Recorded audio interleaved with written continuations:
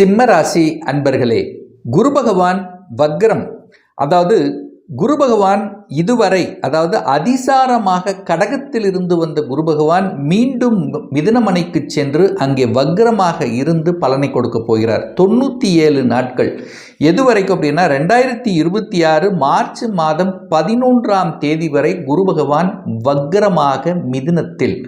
இந்த சிம்மராசி என்பவர்களுக்கு குரு பகவான் யார் அப்படின்னா 5க்குரியவன், பூர்வ புண்ணிய ஸ்தானத்தின் அதிபதி, பஞ்சமஸ்தானத்தின் அதிபதி, குழந்தை ஸ்தானத்தின் அதிபதியாக இருக்கக்கூடியவர் குரு பகவான். அதே சமயத்தில் 8க்குரியவன் நட்டமாதிபதியும் அதே குருதான். இப்போ குரு வக்ரமாக இருக்கார். இந்த 97 நாட்கள் என்ன பலன், எப்படி இருக்கும், டீட்டெயிலாக நம்ம பார்க்கலாம். முதல் நல்ல விஷயங்கள் என்ன அப்படின்னா, அந்த குரு பகவான் 5ஆம் இடத்தை பார்த்து புனிதப்படுத்துகிறார்.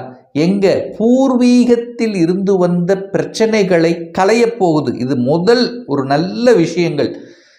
அண்ணன் தம்பி பிரச்சனை, அக்கா தங்கச்சி பிரச்சனை, பூர்வீகத்தில் சொத்து பிரச்சனை, இந்த பூர்வீகம் சம்பந்தப்பட்ட விஷயத்தில் ஏதாவது ஒரு குறைபாடுகள் இருக்கிறது என்று இருக்கக்கூடிய சிம்மத்துக்கு அதில் பிரச்சனை இல்லாமல் தீர்வு காணக்கூடிய ஒரு காலகட்டமாக இந்த சிம்மத்துக்கு அமையும்.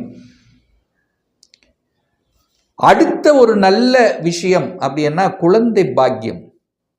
அதாவது கடந்த ஒரு 6-7 மாதமாக சிம்மராசி என்பவர்களுக்கு குழந்தை பாக்கியத்தில் தடை, ஒரு பிரச்சனை, ஒரு தொந்தரவு, ட்ரீட்மெண்ட் எடுத்துகிட்டு இருக்கிறோம், சக்ஸஸ் கொடுக்கல, நிறைய பணம் செலவாகி விட்டது. இப்படி ஏதாவது ஒரு ரூபத்தில் உங்களுக்கு இந்த சிம்மராசி என்பவர்களுக்கு மன அழுத்தத்தை கொடுத்து கொண்டிருக்கிறது. எல்லாமே இருக்குது சார், எனக்கு வேலை, நல்ல வேலை இருக்குது, நல்ல குடும்பம் இருக்குது, எல்லாம் இருக்குது, குழந்தை பாக்கியம் மட்டும் இருந்து விட்டால் போதும் என்கின்ற மனநிலையில் இருக்கக்கூடிய இந்த சிம்மத்துக்கு இந்த 97 நாட்களில் நல்ல செய்தி உங்கள் காதுக்கு வந்து விழுகும்.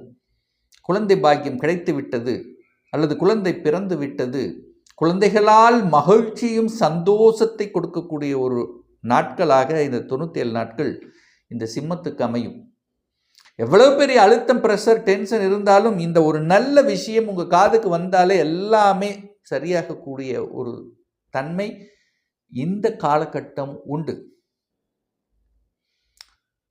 அடுத்த ஒரு நல்ல விஷயம் அப்படின்னா, இந்த கணவன் மனைவிக்குள்ள ஒரு சங்கடங்கள் எழுந்து கொண்டிருந்த விஷயங்கள் புரிஞ்சுக்காம இருக்கிறது, அல்லது வேலை கிடைக்காம இருக்கிறது, வேலையில் தொந்தரவோடு இருக்கிறது, கணவன் ஒரு சைடு மனைவி ஒரு சைடு இருக்கிறது. ஸோ இந்த மாதிரி சின்ன சின்ன உபத்திரவங்கள் கொடுத்து கொண்டிருந்த அந்த குடும்பம் சார்ந்த விஷயத்தில் இப்போ நல்லது நடக்க போகுதுன்னு எடுத்துக்கலாம்.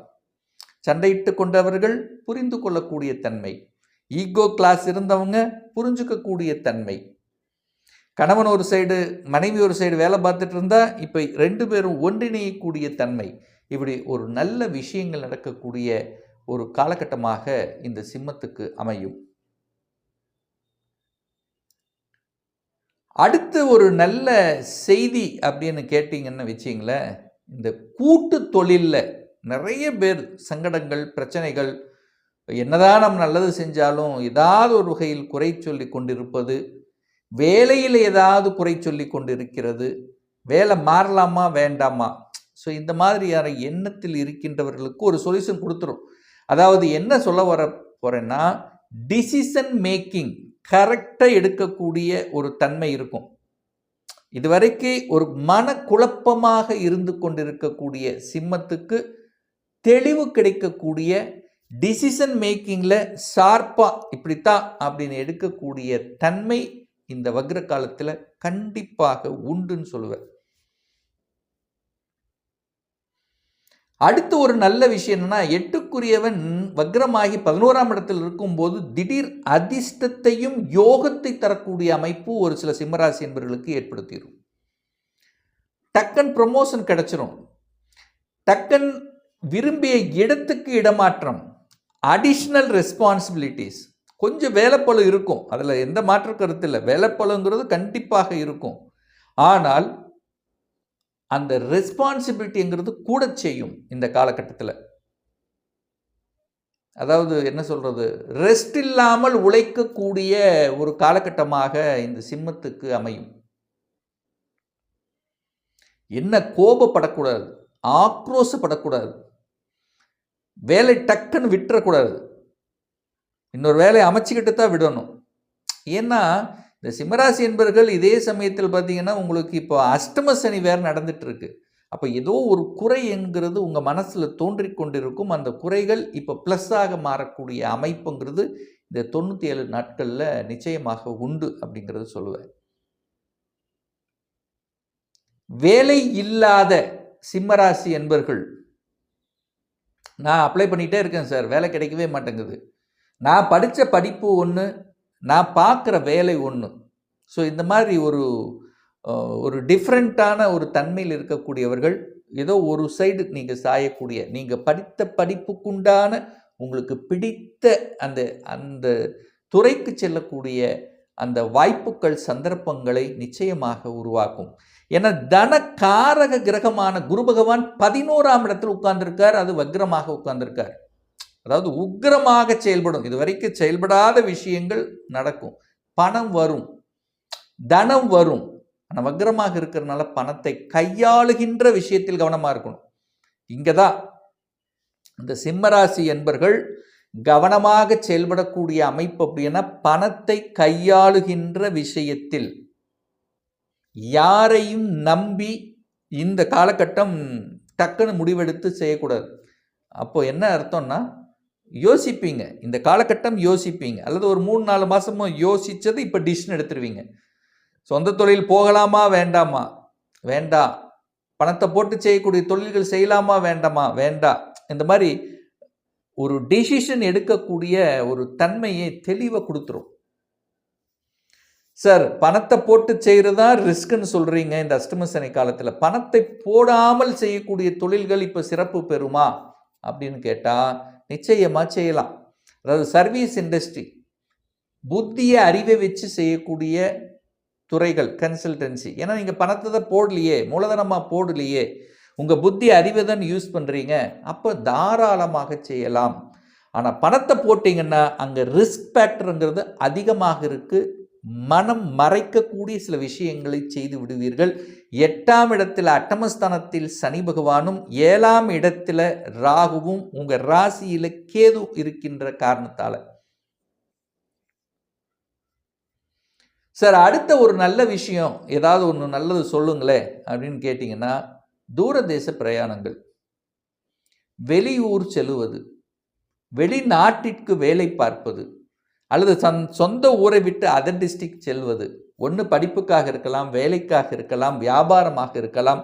இந்த மாதிரி தூரதேச பிரயாணங்கள் செய்யக்கூடிய ஒரு காலகட்டமாக இந்த சிம்மத்துக்கு நிச்சயமாக அமையும். அதில் மாற்று கருத்து இல்லை. சார் நான் ஒரு வீடு, வண்டி, வாகனங்கள் வாங்கணும்னு ஆசைப்படுறேன், அந்த காரியங்கள் செய்யலாமா? கண்டிப்பாக செய்யலாம். வீடு வாங்குவதற்கு எந்த தடையும் இல்லை, இடத்தை வாங்குவதற்கு எந்த தடையும் இல்லை. ஆனால் ஒரே ஒரு விஷயம் என்னென்னா, இடத்த வாங்கினாலும் வீட்டை வாங்கினாலும் அங்கே டாக்குமெண்ட் சரியாக இருக்கா, ஏதாவது வில்லங்கம் இருக்கா அப்படிங்கிறத 100% இந்த காலகட்டத்தில் செக் பண்ணணும். இல்லைன்னா அவசரப்பட்ட ஆக்ரோஷ் பண்ணால் அங்கே எங்கேயாவது ஒரு வில்லங்கம் இருக்கக்கூடிய இடத்தை தான் உங்களுக்கு காமிக்கும்.